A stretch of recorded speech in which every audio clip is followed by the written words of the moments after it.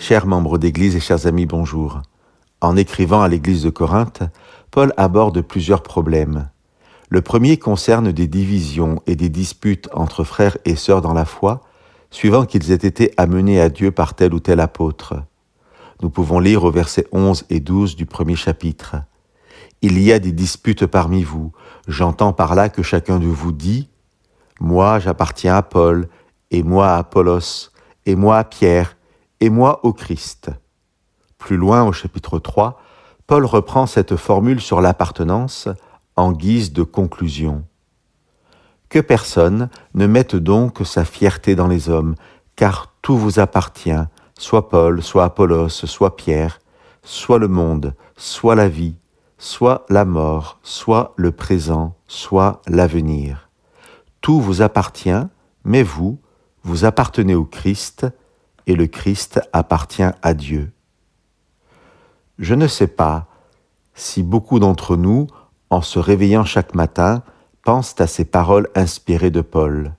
« Arrêtez, dit Paul, d'avoir de l'orgueil parce que vous connaîtriez tel ou tel personnage important dans l'Église.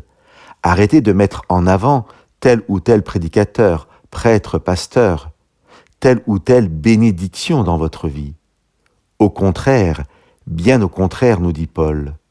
Ces hommes sont nos serviteurs, eux et tout le reste de la création, le monde, la vie, la mort, le présent, l'avenir, tout ce qui est de nos vies est à notre service dans un but précis, pour que nous soyons nous-mêmes au service du Christ et par le Christ au service de Dieu. » Ces paroles de Paul peuvent nous aider à comprendre un verset bien connu de sa lettre aux Romains.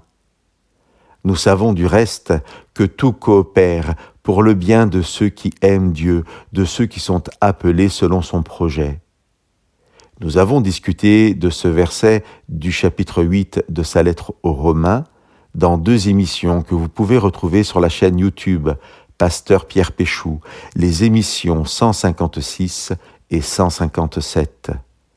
Chers amis, si nous faisons le choix d'inscrire nos vies dans cette dynamique extraordinaire de collaboration avec Dieu, si nous nous réveillons chaque matin en disant au Père « Mon Dieu, je suis disponible aujourd'hui pour la gloire de ton nom », alors tout ce que nous vivons dans la journée, tout peut être abordé comme étant au service de cet objectif.